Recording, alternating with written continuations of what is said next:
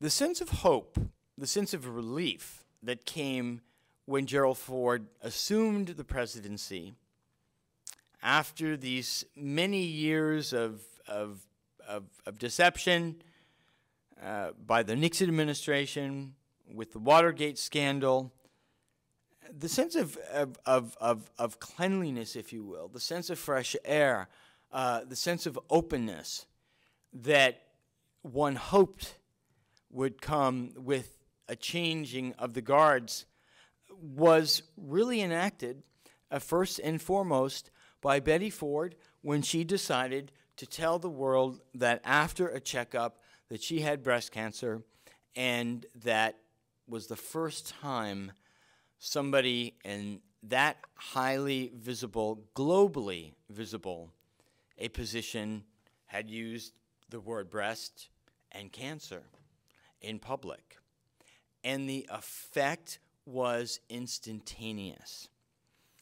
Tens of thousands of what we know, tens of thousands by anecdotal accounts, women lining up outside of clinics, making appointments to see their doctors, suddenly, rapidly, finally seeking to see and to detect with early examination whether they too, like the First Lady, might have breast cancer.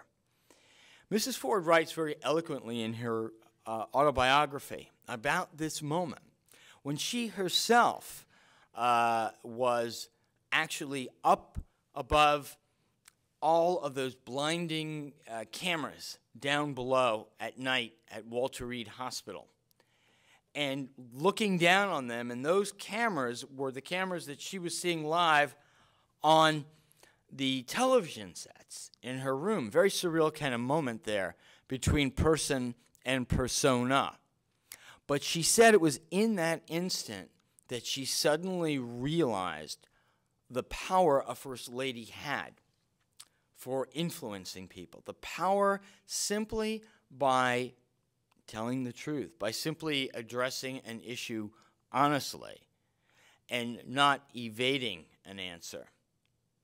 Now, as I said, with women, the first really full flush there of the women's movement, of women beginning to make not quite, I would hardly call it inroads, but you begin to see the first generation there of women in a lot of professions, in medical professions, and in the judiciary, and in law, and undertaking that sort of multitude of roles of professional woman and wife and mother, and some of those pressures that the First Lady had already expressed now being felt, I think, by a lot of younger women, not just women of her own generation, but actually women a little bit younger.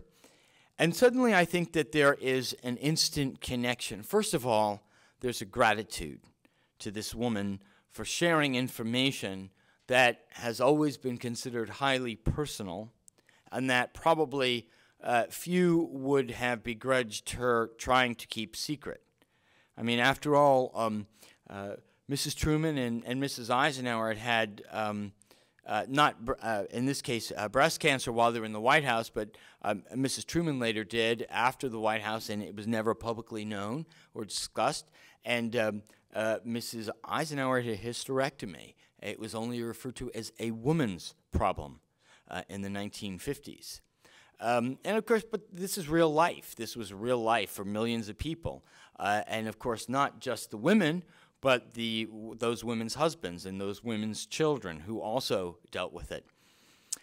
So you began to see, with Mrs. Ford's discussion of those words, breast and cancer, a response from the People magazine type press, and I would say it wasn't just simply a straight on, just a reporter, say, from a personality columnist or a People magazine, but it was also influencing other forms of news journalism.